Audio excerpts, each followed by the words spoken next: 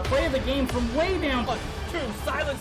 Rainer getting absolutely A team wipe. The living bomb's going. Oh my goodness, the ring. Bob says Dingo gonna find Rainer.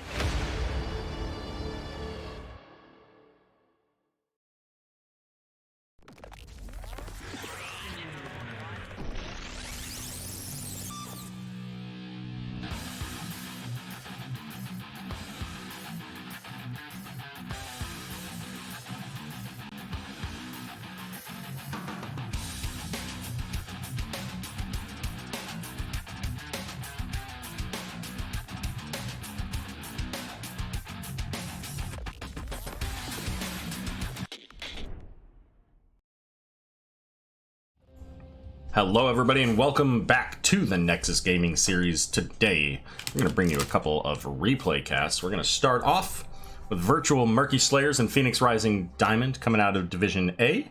Oh, hello Move 37. And then we're going to catch a game between the Calculated Throw Hanamura Drift and Lubu coming out from Division C East. So a couple games, and then, you know, depending on what the time looks like, maybe we'll see if there's another one we want to snag, but that gives us a good place to start anyways.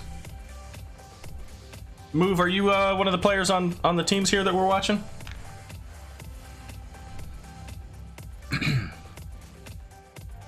Let's see. So to start off with the maps here, virtual Murky Slayers banned out the Tomb of the Spider Queen and Volskaya Foundry, and Phoenix Rising Diamond banned out the Sky Temple and Dragonshire. And our first selection of the day going to be on Battlefield of Eternity. And this was the map selection of Virtual Murky Slayers. Alright, well, fair enough. Just here to watch some HOTS. Good enough. I'm not going to complain about that. Alright, so Battlefield of Eternity here. Game number 1. The bans here from Virtual Murky Slayers. Well, we'll start the other side, because this was the pick of them. So Sonya, Li Ming, and Ana were the bans from Phoenix Rising Diamond. Virtual Murky Slayers banned out the Sylvanas, Deathwing, and Imperius. So that's what we're working with here. Hey, look, banned toy train mounts. You'll love to see it.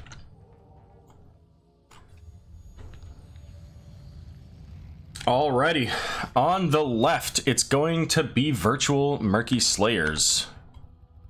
Pop that up. Alright, we've got Fake News Nate playing the Jaina. It's gonna be Seabiscuit, Biscuit playing Tyrande. I can't actually tell. Veggie's playing the Johanna, Swagneros on the Greymane, and Chen gonna be playing a Brew or two.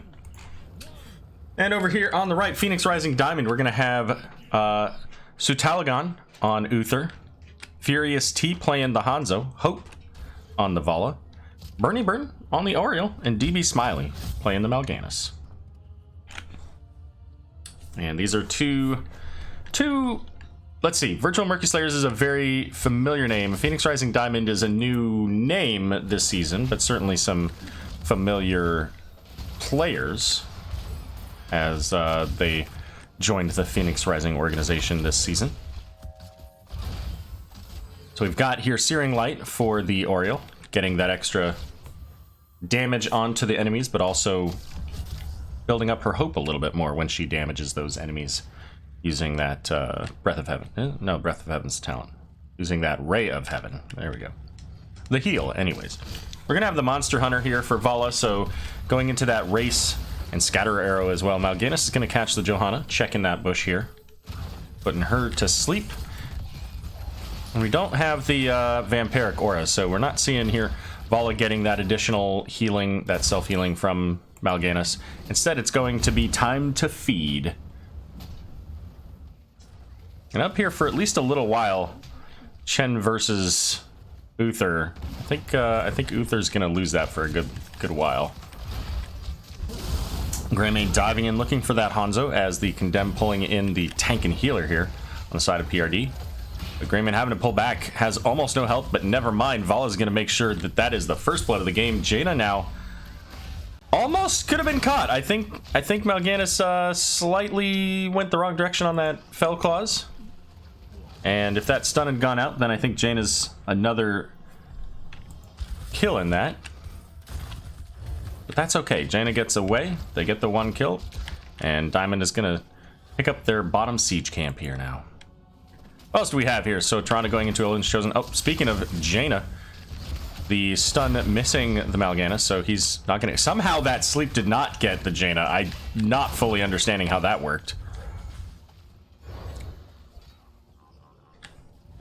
Uther going into the Q build here, so he's going to have a very low cost on his Holy Lights.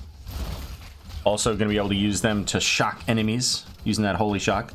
And technically speaking, because of the reduction in mana cost at level 1, when he uses it on enemies, once he's completed that level 1 quest, he can actually give himself mana back. It's kind of funny. Didn't used to be that way, but they reduced the mana cost, so it works out now. Chen also going into Eye of the Tiger. Maybe that's our next replay song. Anyways, Eye of the Tiger, giving him that extra healing when he does the auto attacks. DB Smiley popping that Night Rush to get out there as the Blizzard coming in just a little bit too late to catch him too significantly anyways.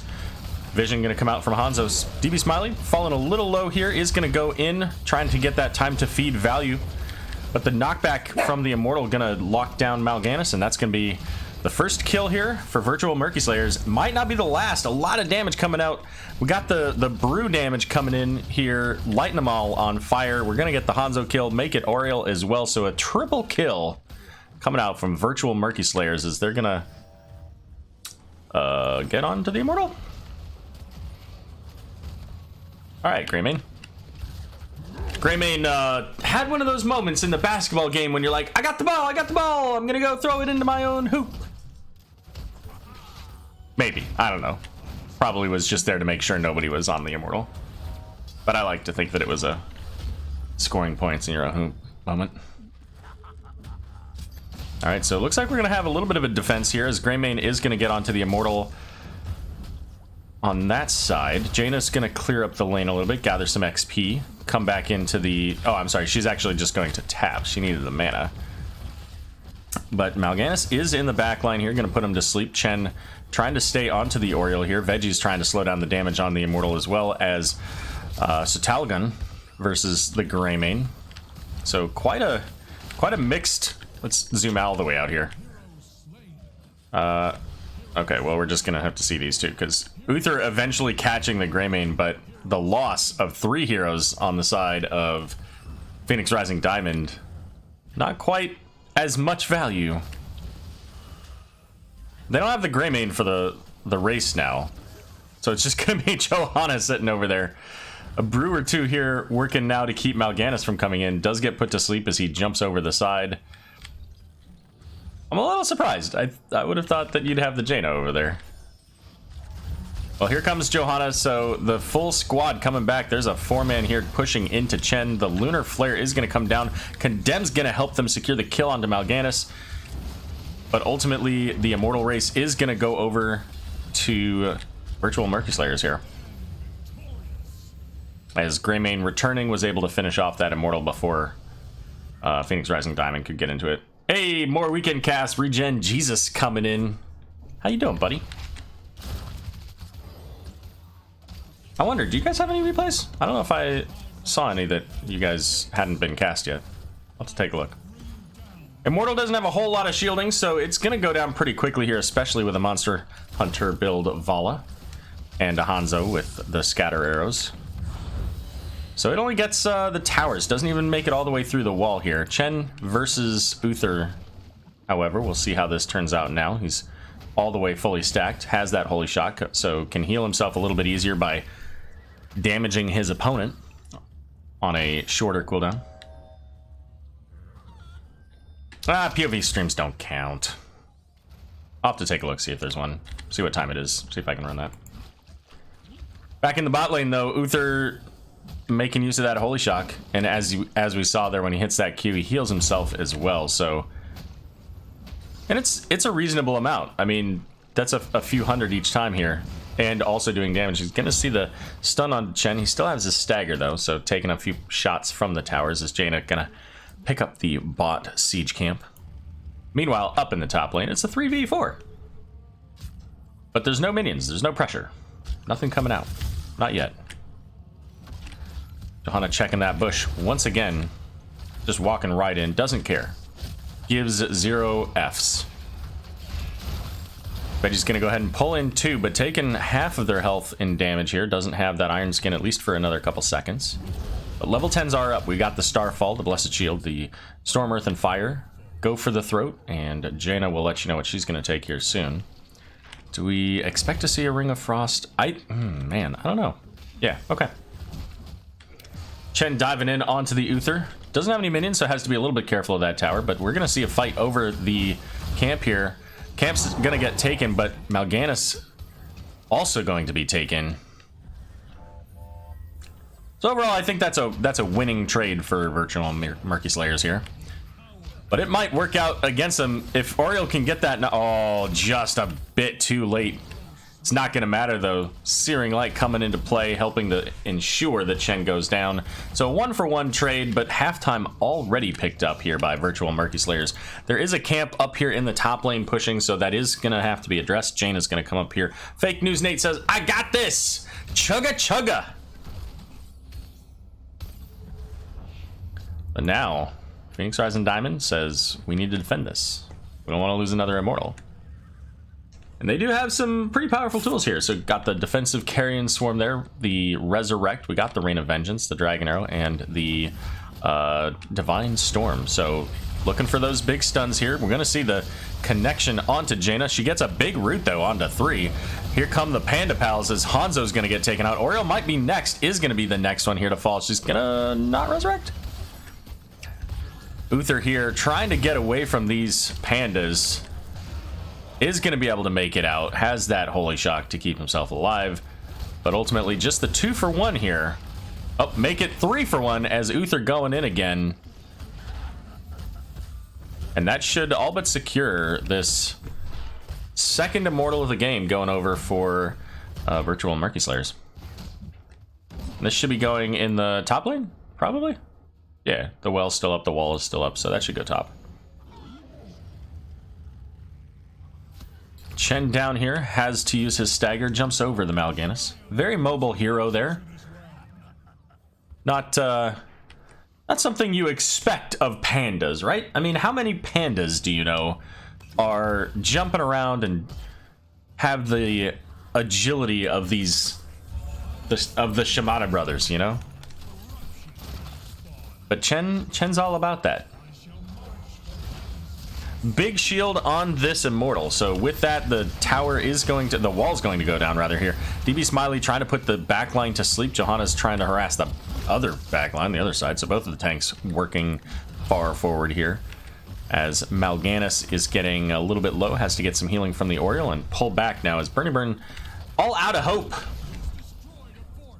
Doesn't have any ability to heal anybody without that hope, so needs to get something going there. Okay, so Chen chasing down the Uther, manages to get the kill there in the bot lane. Without Panda Pals, by the way. Elune's chosen to use there onto Johanna so she can stay in that fight a little bit longer against the Mal'Ganis, as Greymane's gonna get in there, dive in, go for the throat, and take out the Dreadlord. I think he's a Dreadlord. Pretty sure he's a Dreadlord. But here comes that Resurrect. Not in time to save the keep, though. But will make this a 5-man squad while Chen is in the bot lane here. Ring of Frost is going to come out, lands onto Uther. He's got that Devotion armor now. The Lunar Flare does connect onto the Valis, so slows down the damage for just a moment here. Swagneros has to use that disengage as Veggie's just going to have to sacrifice themselves. Make sure that the rest of the team can get out. But all the while, Chen getting so much value in the bot lane with this Shaman camp. Was able to take down the full fort, kill the Uther, then take out the full fort, and get the bot wall. This is looking very nice for Virtual Murky Slayers, as they now get to work onto both siege camps. Phoenix Rising Diamond has to clear up. I mean, they just have so much coming in. They're trying to get their XP. We got, I don't think I showed you guys level 13, sorry. There's the level 13s here for Phoenix Rising Diamond. You can see them both. But we're only a half a level away from 16 for Virtual Murky Slayers, so they're going to gather what soak they can here. And with seeing, they can see where all of these heroes are, right? They can see the 4 on top. They can see Mal'Ganis in the bot. I think if I do this, yeah, so they can see that, right? Mal'Ganis just went out of vision. This is based on their vision here. But now they're out of vision, so we'll have to see. How's this looking? So they don't know where they're coming from. They're coming from all angles. And there's Johanna, speaking of angles here. The Rain of Vengeance gonna interrupt the dive from Greymane. He's looking for Vala, though. The sweep coming out from Oriel, trying to keep Furious T alive. Does get the heal there from Uther. Big Divine Storm onto both of the frontliners, but it's not enough. Uther's gonna fall. Mal'Ganis trying to get away as well here. Chen getting the Hanzo. Resurrection coming in onto Hanzo. The Lunar Flare going to, I think, stun him, but also had the Condemn as well. So far, with that Resurrect, only one hero still down. Make it 2 as Mal'Ganis is going to fall. Oriel going to be the next. Veggie's going to fall in return, though.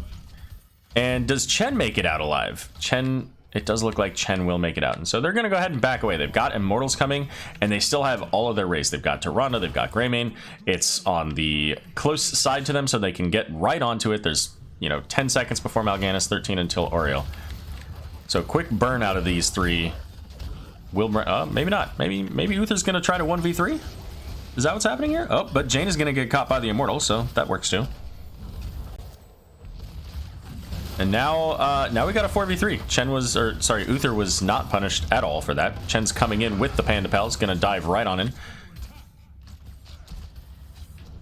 And we're going to see the Hearth coming out from Jaina. She needed that mana, so full disengage. Chen popping that ultimate, but not quite able to get the use out of it. However, we could see Greymane falling, tries to dive in, but gets put to sleep. Now Tyrande is in danger, does pop the Starfall here. Chen has no ultimate. Ring of Frost is going to go out and take out the Oriel. Vala's going to die in there as well, and we get a quad kill out of basically nowhere. Just these combos coming out here. DB Smiley's trying to make use of that Night Rush. 25 health, not quite able to get the Carrion Swarm off. And that is a full 5-man mega kill coming out from Virtual Murky Slayers. On the disengage, no less. That was all Phoenix Rising Diamond coming in saying, we want this Greymane kill, we want this Tyrande. Whoops! Suddenly Jaina. Chen gonna get the dive over onto the Shaman camp.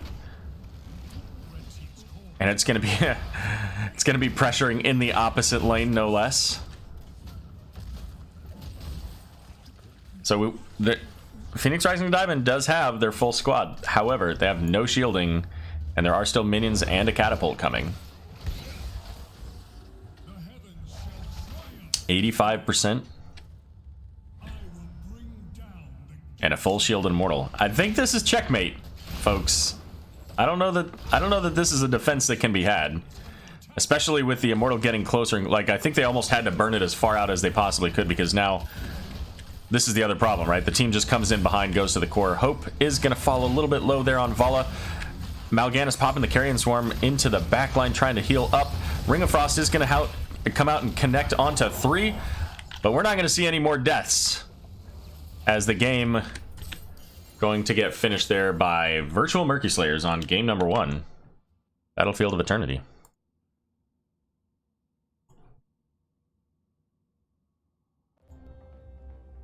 Take a look at our stats here. Don't see a whole lot of Wizened Duelists, but you know what? They made use of it here.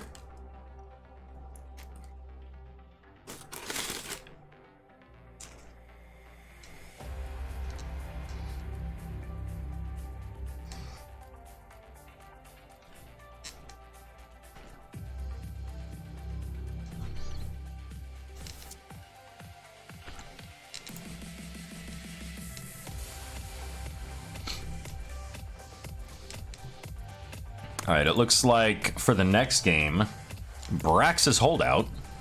This was the map selection of Virtual Murky Slayers. It looks like Phoenix Rising Diamond wanted the first pick.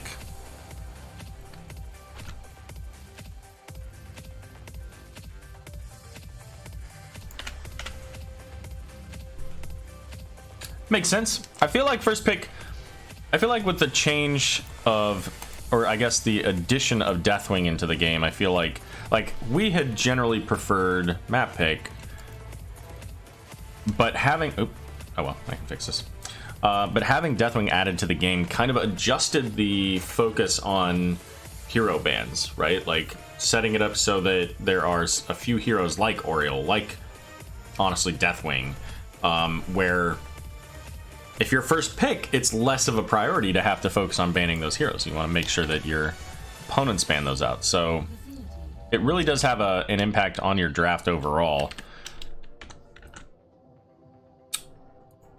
And I think we've definitely seen more first pick on our side for sure. Did I get that point? I did. Okay. Give me just a moment here as I get everybody set up on the pop-ups here. And then I'll let you know what our bans were, and then we'll get started. And all right. So we got some interesting changes here.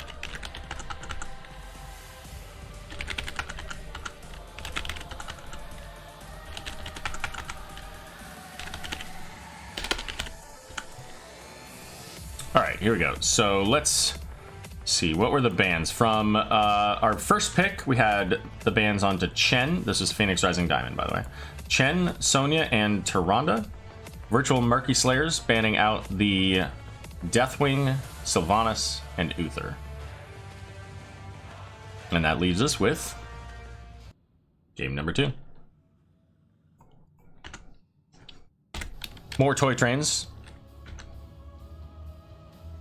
All right, on the left, we have Virtual Murky Slayers looking to close this out in a 2-0 on Braxis Holdout here. Fake News Nate playing the Kerrigan, a Brewer 2 on the Chromie.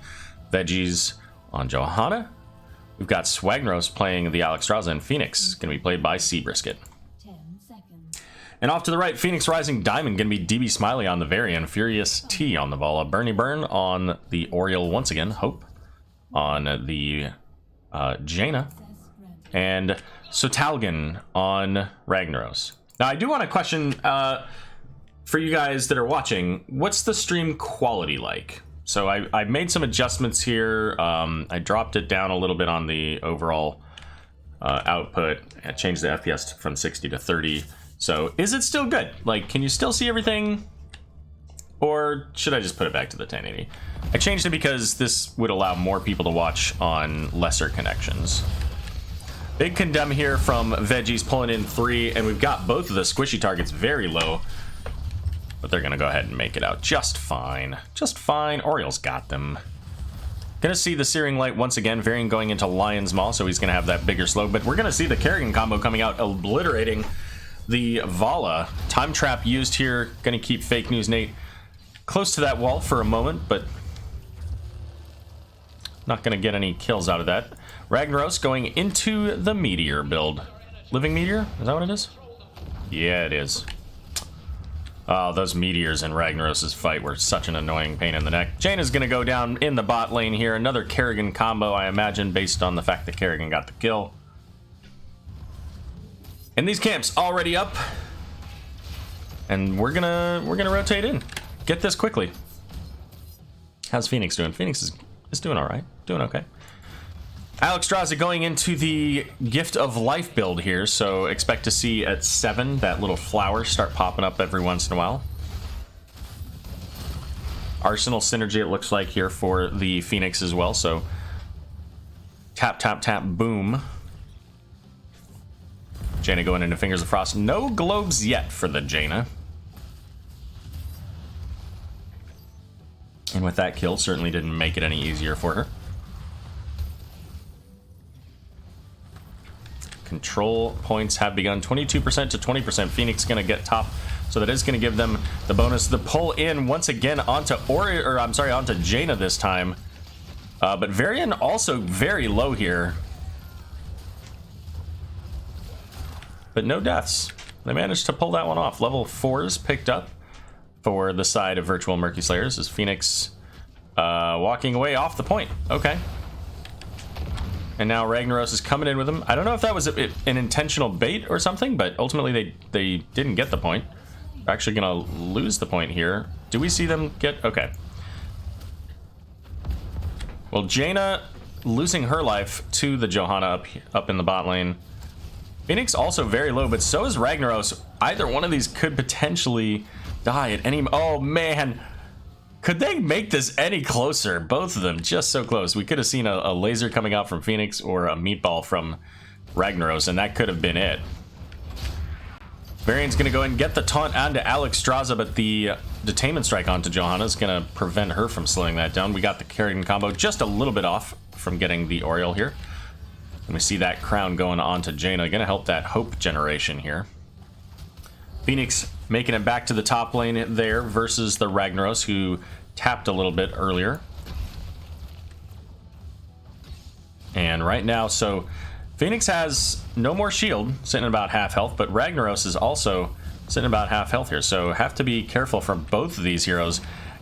One of them better die right now. Oh my god, no freaking way! There it is. I was gonna say, I'm sitting here watching the solo lane and they're just dying all over the place in the bot lane. I'm gonna feel bad if we do this twice. But it is gonna be Phoenix ultimately getting the kill there, making use of that Arsenal synergy, having the extra range. Could have gone either way, and we'll have to see how this fight evolves in the top lane between the Phoenix and the Ragnaros, because it's been so incredibly close between both of them. We're gonna see Varian going in all by himself here. Kerrigan combo is gonna land onto the Vault. She's gonna vault right on out, and Bernie Burn's gonna have that full hope bar, gonna use it. But all the while, the Zerg getting channeled here. We're swapping already. Diamond says, yeah, we already lost this. Let's get Rag in the bot lane so he can Molten Core. But that might be a problem if he goes down. Oh my goodness, what a combo coming out from Fake News Nate. That's a rough moment to be in if you're Ragnaros. A little bit too far forward, and suddenly the advantage going over to Virtual Murky Slayers. They're going to push hard onto this fort. There's only Phoenix to defend in the top. It's not... Oh, right, it's already gone. I was going to say it's not much of a Zerg wave, but it was a little bit. Going to see the taunt onto the Phoenix there. The Detainment Strike just a moment too late to interrupt that warp. So bot lane fort is down. Still a pretty significant Zerg wave here. We're going to see Ragnaros pop into that Molten Core, and he's going to start working on those Guardians. Guardians already dead, so they can no longer spawn those small pods. And ever since this change to Braxis, really paying attention to those larger minions is extremely important. That's what sets up the additional pressure from the Zerg. So getting the kills onto the Guardians really made it so that Ragnaros had the best defense possible. It might not matter though. There's just so much push here. This keep may go down in the first Zerg wave. Oh, the taunt onto Kerrigan here, the Detainment Strike landing that time. And the keep does survive with just a couple hundred health here. Veggies may fall as well. The meatball trying to finish it, but it's going to be Vala getting that kill. So nearly, how much health does this? I'm going to say 400. Ah, it's 503. Okay, was close. Oh, I should probably turn off Discord notifications just in case. That way you guys don't have to listen to all of that good stuff.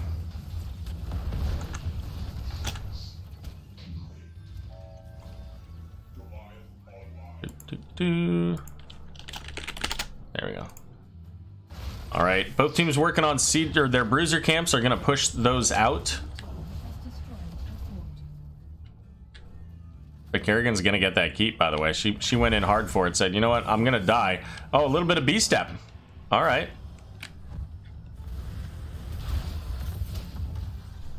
Fair enough. I don't know that it was necessary, but they did it. Here comes the taunt. Never mind, I expected the taunt. There's the taunt. Interrupting the dragon there. Was that Cleansing Flame? No, that was dragon. It was definitely dragon. Nope, it was Cleansing Flame. Never mind. Either way, she got held right on the point, long enough for her to die. And level 10's picked up here, so both teams at full strength now. Ragnaros has more push power, defense power with that lava wave. The Detainment Strike coming out, pushing Johanna away, but they're going to get the taunt onto Chromie. Does have the time trap, so she's going to dodge that Rain of Vengeance. Not going to matter, though, as Ragnar's coming in with that Blast Wave. What ultimates do we have? We got the Water Elemental. We saw that Rain of Vengeance. There goes the Lava Wave coming down into the bot lane. Going to provide some additional pressure to go with the Siege Camp. Taunt, but also Varian at level 10 going into that shield wall, so he's got that full protect every so often. Resurrect coming out from the Oriole once again. Meanwhile, on the left for virtual Murky Slayers, Johanna's going into that Blessed Shield. We've got the Purification Salvo. Kerrigan taking the Ultralisk, slowing Sands coming out from Chromie, and the Cleansing Flame for Alexstrasza.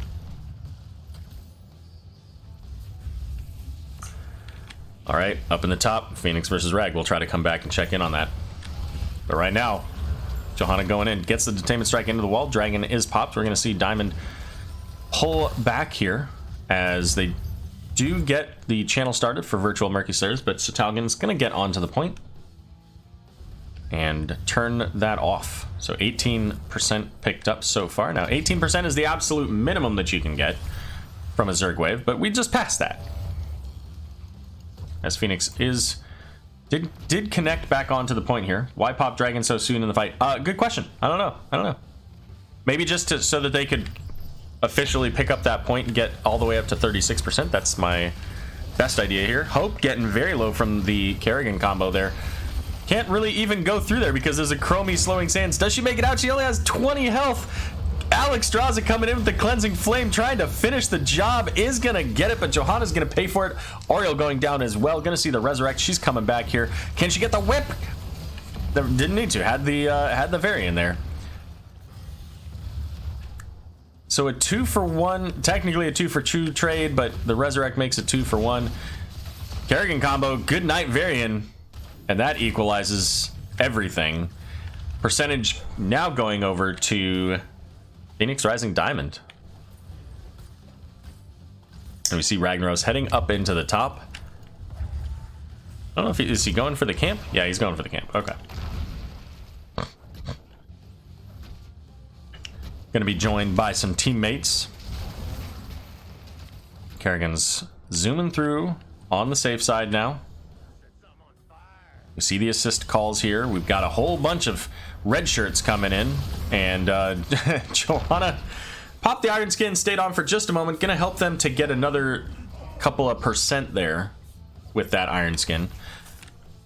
A Lava Wave going into the bot lane, helping to keep the pressure off of their keep. And that should be able to, I mean, that should be the case for pretty much most of the rest of the game. Even with the catapults there, they can still use that Lava Wave to push back out. How much health does a catapult have? Okay, 925. Oh my goodness, Phoenix getting just deleted there. So we've got a big heal coming out from Oriole onto the team. Everybody was pretty well stacked up there, but they don't have a whole lot of health still, even after that full hope bar there. But here comes the Zerg. 51% in favor of virtual Murky Slayers, a full Zerg wave for Phoenix Rising Diamond. We're going to see that Molten Core popped early to try to clear out the Zerg wave before it can even get to the wall. So it's going to get a little bit of damage here onto that top tower. But that's it. That's all we're going to get from that 51%. Meanwhile, Phoenix Rising's Zerg wave in the bot lane will take out the forts, so forts down in both lanes. But other than that, it looks like that should stall them out there. But just like we saw early in this game when virtual Murky Slayers were able to push in onto the keep, we're going to see the same coming out from Phoenix Rising Diamond. They're going to start working on this wall. Chromie's going to start heading up, though. She wants to see if she can't get some poke damage onto these folks.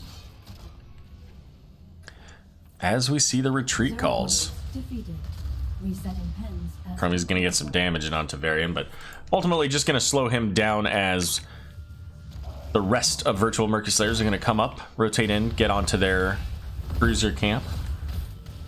Now we got level 16s coming up soon. Interesting note here, 8 kills to 9. This has been a very close game as far as the kills. A lot of ganks from the Kerrigan, but we also have the taunt potential blow up there from Varian as well. Still a few quests outstanding. Fingers of Frost. We got the Meteor as well. But Varian's going to get onto the point. Has his Protect, so he's going to avoid a lot of that damage here. Here comes the Purification Cell, though, as Oriel going to fall. Jaina as well. Make it 4 as Varian and then Vala as well. The Detainment Strike's going to get a little bit there, but that's just a straight up 4 for nothing trade here. And now Rag is in a little bit of a sketchy place. Can Kerrigan catch up to him? Oh, you get the combo. Can you further? I don't think they can. They want to kill this off so that the wall doesn't go down. But the boss is available here. They're going to take this out as Kerrigan's just dealing with the Ragnaros. Level 16s up here for both teams. So as I was mentioning, quests. Jaina, Fingers of Frost, still needs 1 more globe. Still about 3,200 away from getting her base trait, the Frostbite there. Also, the Meteor, Shifting Meteor. Still need 15 more for Ragnaros to get that one there. And of course, Subdue. But that's a rare one. You love to see it when you get it there. Speaking of which, Johanna getting smashed in the face by Ragnaros. When did he take it? 16. All right, so he is going into Giant Scorcher. So he wants to be able to smash hard onto the Johanna. Now keep in mind that, oh, never mind. Taunt going out onto Veggies. Johanna's just going to get taken out in no time flat here. Rain of Vengeance did hit Phoenix, but not before he's, not when he was trying to warp away. So it didn't set him on a cooldown. Time Trap's going to hit the Variant. He's going to take about a 20-30% of his health from those sand blasts, as now Phoenix Rising Diamond down another fort. They only have 1 structure left, but currently have the advantage. There's no Johanna, so they're going to get back onto this point, stall out the channel. 12% so far in favor of Virtual Murky Slayers, and these are going in the strong lane now for VMS. So if they get a really strong Zerg here, this is just going to end up being the game in their favor. Hey, Seabrisket, welcome. All right, Phoenix Rising Diamond coming on to the point here. We're going to see a little bit of a dance. 18 to 17. Not much of a difference there, about a quarter of a level roughly. There are no camps currently up, although 20 seconds for this bottom siege camp. This is a little bit, I don't know, I feel like that's a little riskier, but it doesn't matter because Virtual Murky Slayers is going to come down here.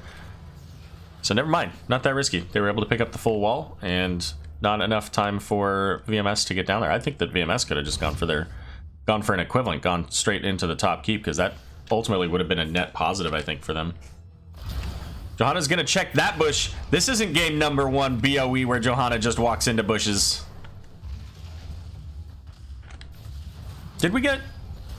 No, I was gonna say we didn't get the Shattering Throw. We got Mortal Strike. So there comes the Purification Salvo, but the taunt coming out interrupts it. Cleansing Flame going out. Ragnaros coming in with the Molten Core is gonna secure the kill onto Johanna. Looking to get damage onto the Phoenix as well, but he's gonna be able to make it out. That's just the 1 kill, but it might just be enough. Can they make use of this advantage? They're gonna send Varian up to the top, and they're gonna grab a siege camp in the bot lane here. Once again, this is a strong lane. Oh my goodness, here we go. The knockback onto Kerrigan. Big combo onto 2 though. Purification Salvo coming in, looking to get that Furious. Vala getting low, but not going to fall. Varian coming in, looking for the taunt onto Phoenix. Is going to get the knockback as well, so that's a staggered death now. Still not completed is the Shifting Meteor for Ragnaros, although Jaina fully completed, has that ice block. And now the Lava Wave's going into the top lane, prepping for the Zerg Wave. That should all but secure them a keep with the full Zerg Wave there and being down that Phoenix as well.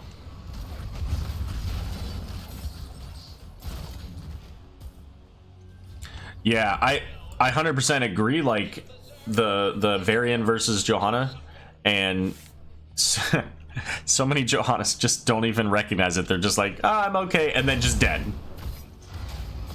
Because they're like, oh, I've got Iron Skin, but you know what? One shattering throw and that thing's gone. And then you're probably out of position and doing something stupid. But here comes the Zerg wave pushing in the top. It's a full defense here. The taunt going out is going to obliterate the Johanna. So now the Zerg wave is 100% going to get this keep. Can it be enough to get the core, though? We've got two very low heroes here, Hope and Furious, both of the damage. Vala's going to get brought up quite a bit here. Kerrigan looking for somebody, is going to get taunted by the Varian. 200 health on Hope, but she's going to be fine as the kill going out onto Kerrigan, and this looks like it's going to be game number 2 going over to Phoenix Rising Diamond.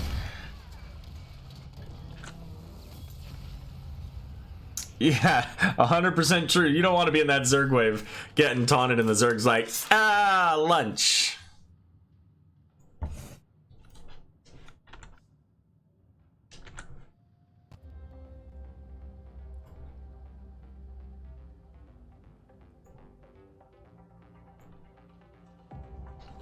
Alrighty.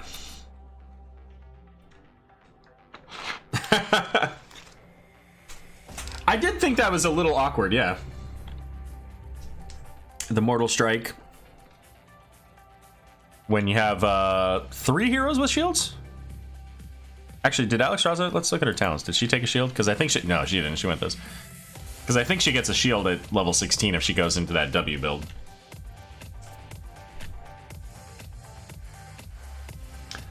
Nice. Well, Phoenix and Joe, but I mean, in theory, also Kerrigan, right? Kerrigan's got a shield. She didn't really go into the talents that increase the shield, but it's still, I mean, it's there. So, good game there from Phoenix Rising Diamond. Our next is going to be the selection of Phoenix Rising Diamond. It's going to be Towers of Doom.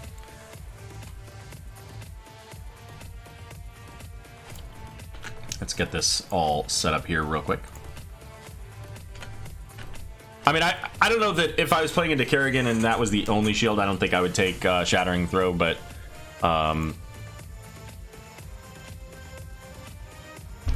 maybe. I guess it would depend on who they had healing, probably. So we're up 1-1 in this best of 3. The next game wins the set. Ah. Sorry about that. Oh, what? Did this just happen? Wow, you guys are in for a treat. Let's see, Johanna. Okay, and then Div. This is Div A, right?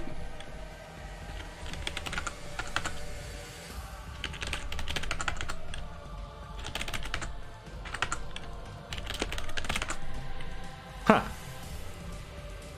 All right, well, we're all set up and ready to go. Let's get into the game here. It's going to be on Towers of Doom. Our bans here, Virtual Murky Slayers banned out.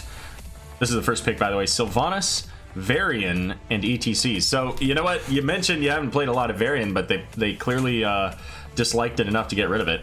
Phoenix Rising banned out the Oriole, the Ana, and the Arthas. So the first ban onto Oriole this set. And the game is all set up and ready to go. Game number 3 between Virtual Murky Slayers and Phoenix Rising Diamond. On the left, it's Virtual Murky Slayers, rather.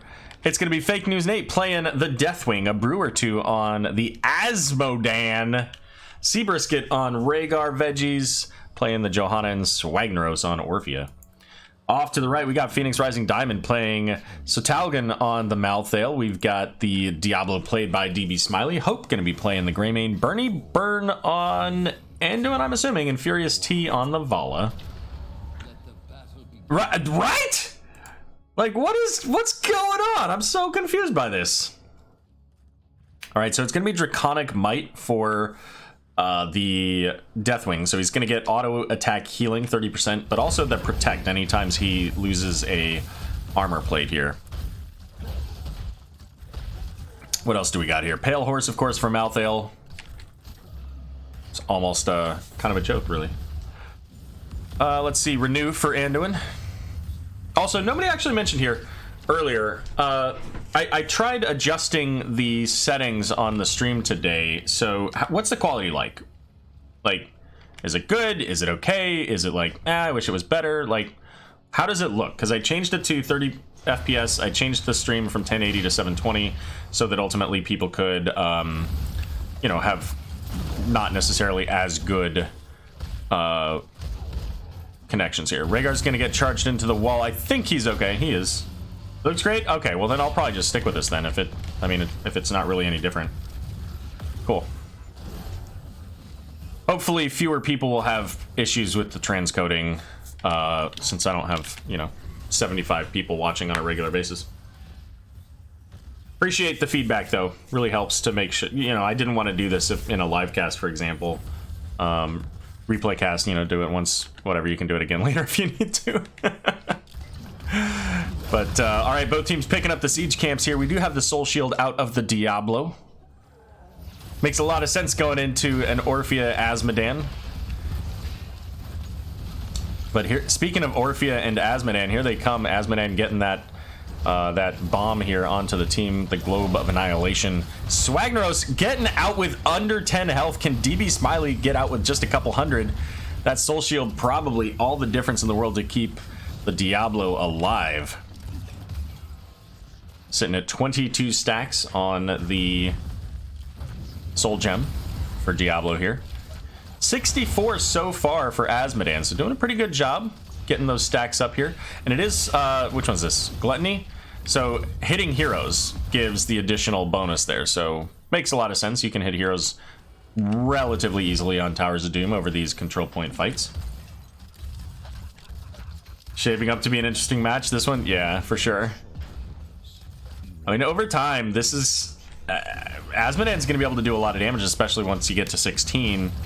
Which, I mean, you kind of expect you will, right? I mean, you've got some pretty significant value here. The Greymane Vala... I mean, there's a lot of ways to kill... Or I guess at least to do damage to the Deathwing, right? I mean, every DPS player on the side here of Diamond has a % damage, right? Vala, Malthael, Greymane, if they take them all. But Malthael's going to get rotated on here, and that's going to be the first blood of the game. Does that now translate into even more points here? Bernie Burn's going to try to get the channel, but Rhaegar's going to get the stall. Johanna's coming in with the Rhaegar here. Orphea a little bit far away to get anything out of that, as Vala and Deathwing both channeling up in the top. Never mind, Vala's gonna pull back. Deathwing's gonna head over and actually get started on that. Diablo charging it onto Rhaegar, stalling out the point. Can Deathwing get it? Does get it. Orphea falls. Sorry, I missed that, but I wanted to check to see if Malthael was able to get that. It looks like with the kill onto Orphea, Greymane's gonna be able to pick up the point. Just a little parting gift globe, just to remind everybody who Azmodan is. But check it out, 111 stacks, and we're not even at level 7 yet when Azmodan gets the bonus, or at least an additional way to get additional stacks on his Annihilation. I'm going to see the rotation out of the siege camp here. It's going to be Malthael versus Orphea now. So Malthael versus Deathwing was an interesting fight to have to go into, especially for Malthael here, especially with the additional healing here, right? He does additional damage, but also at level 7 if he takes that additional % healing. But Deathwing's coming in to land on this siege camp fight. That's going to push everybody back. He's in World Breaker form as well, so has that stun. Also has the lava burst that provides a significant slow. Trying to Cataclysm in. I don't think that he can get the kill on Tavalla, so I'm going to go ahead and step away from that. We're going to watch up here as now Diablo trying to zip away from the Azmodan laser. But 7's here picked up for both teams, and it is going to be that additional healing, right? Oh, no, that's a slow. When's the additional healing? I thought that was there. Maybe it's later. Deathwing is annoying here after level 7 with the infinite, right? Isn't it? Like, Deathwing's Skyfall talent is just so annoying here. The flip, great combo coming from DB Smiley there onto the Orphea here. We've got that Earth Shatter, big stun from the Deathwing. He's in vision though, so Vala's continuing, I'm sorry, Greymane's continuing to attack, as we're gonna get a double altar up in the top half of the map. with basically both teams rotating up, but definitely Phoenix Rising Diamond moving up a little bit faster as Asmodan is still in the bot lane, has that siege camp, and ultimately is going to come up here just a little bit late. I don't think he's close enough to... Oh, never mind, he is close enough. So they do get the stall, and Deathwing is off the map, so he can come down at any point. It seems advantageous, but for right now, all he has to do is just drop those meteors. They have a lot of poke damage, a lot of ways to stall here, as that's interesting. Hadn't really seen the visual effect from Asmodan with that auto attack cleave that he gets at 7 here. Veggie's gonna get a big condemn. Hope pretty low, is gonna dive in, gets the kill onto the Johanna. They also get the kill onto the Rhaegar here, but Deathwing is looking, wants to get in onto the Vala, does get that auto attack here. But how safe is Deathwing really? I don't think he's that safe. Very low here, but so are the heroes on the side of Phoenix Rising Diamond, but they get the kill onto the Asmodan. By the way, no altars picked up just yet, and level 10's now here for Phoenix Rising Diamond. That's going to give them the chance to channel. Now, is Diablo in a safe enough place? Yeah, I was going to say, Diablo doesn't know that Orphea pulled back, and one more hit there could have potentially spelled the doom of the Lord of Terror. But they get the 4 points on the left. Guys?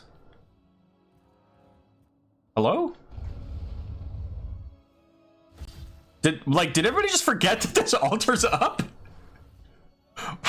What's happening? I'm so confused right now.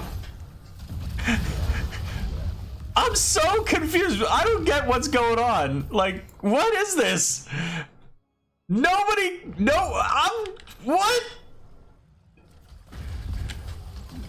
Somebody just pinged it too. The blue team, I think, because Malthael came down.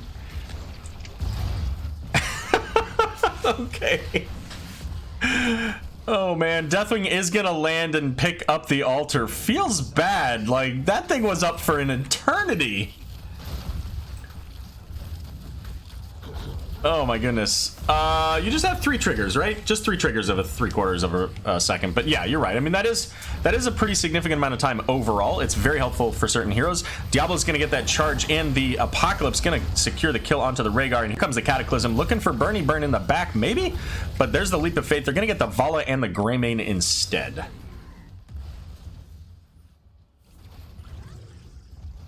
Wow. I'm so... Guys, I gotta say, that triggers me a little bit. This right here. This right here. Oh, hey, look at that. Did you guys know that these have a health bar? 500,001 health. Bot lane going to get triggered here by Asmodan. Flipping it over to the other side. They're gonna get theirs back as well. Yeah, the protect is really nice. But I mean, you can play around it if you have, again, the right heroes. All right, let's put this down for a little bit. So, Deathwing going into Burn Beneath My Shadow here is going to increase the damage, but more importantly, is also going to reset Cataclysm every time a fort goes down. And I think that on this map especially, that is even more value. Like other maps, it's cool, but here it gets just a +1 because you tend to flip a lot of towers in Towers of Doom, or at least the potential is there. All right, flip coming out, light bomb going out, and Asmodan gonna get deleted. Here comes the Deathwing. Big Apocalypse does not hit anybody though. Maybe it hit Deathwing.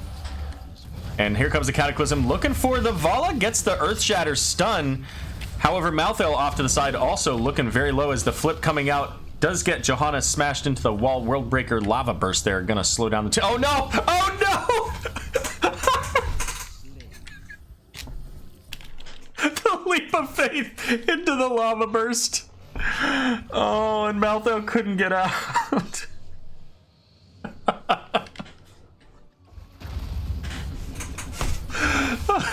Oh man. Okay.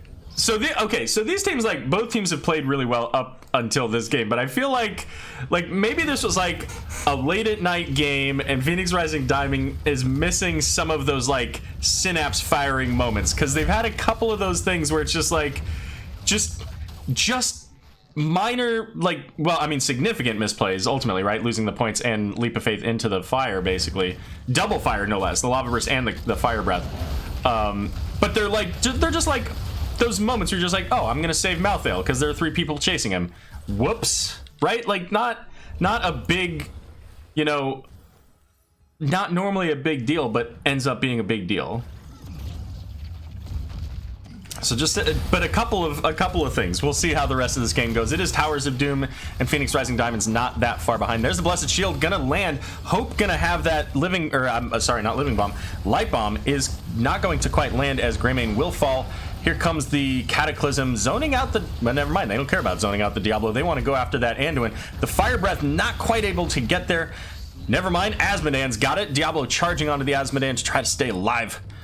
But that's going to be another death here for Phoenix Rising Diamond. Make it a triple kill for Virtual Murky Slayers as level 16's coming on for them just now. Gotcha, Seabrisket.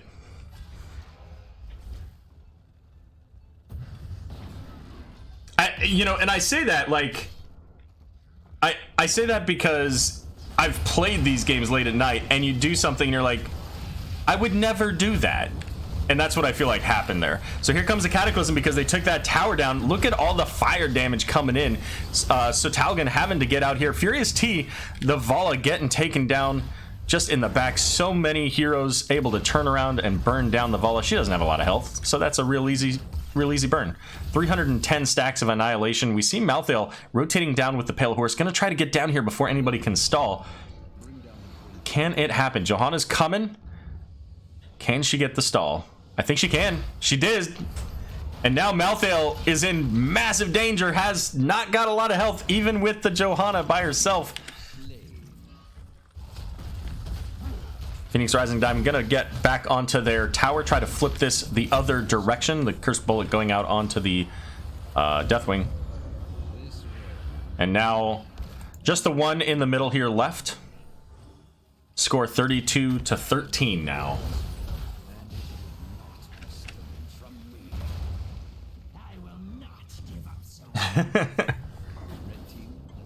Demonic OP Varian.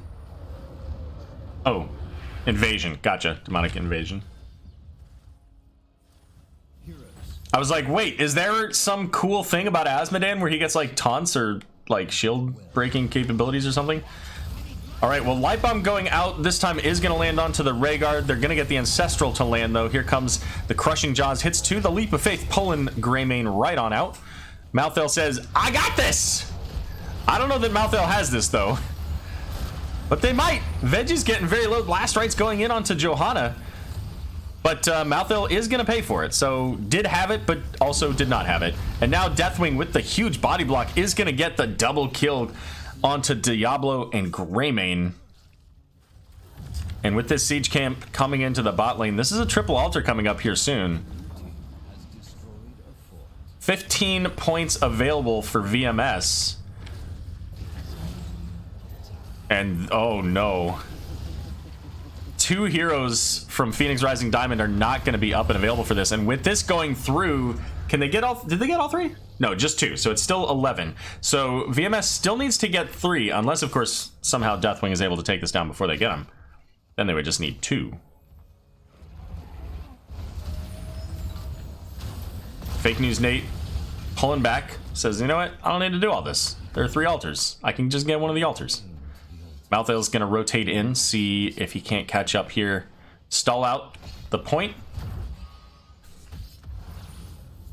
And Diablo sitting about Deathwing sitting about half health now, getting even lower as using that shield from 16. Level 20 is now available here for Virtual Murky Slayers. They're looking for the Asmodan. So one of the altars is taken off the map, but they also lost that tower. So it just takes 2. And Deathwing's gonna get 1. He probably can fly now. Maybe able to get both of them. There he goes into the flight. The rotation's coming in. They have to be here. They have to get to the bot lane and pick this up. But you know what? Asmodan's like, whatever. Don't care. I'll take the top. Here comes Apocalypse. Trying to stall it out, but Rhaegar looks like Rhaegar's gonna finish the game down here, folks. The ping's coming out. And Rhaegar will finish game number 3 in favor of Virtual Murky. And also, we did see, apparently, you know, we got a kill over here. Getting the Johanna, getting a couple of other deaths there.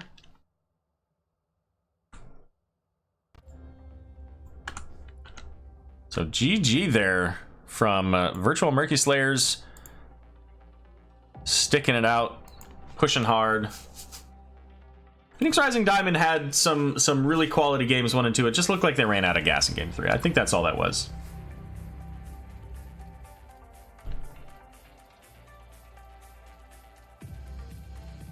Monkus.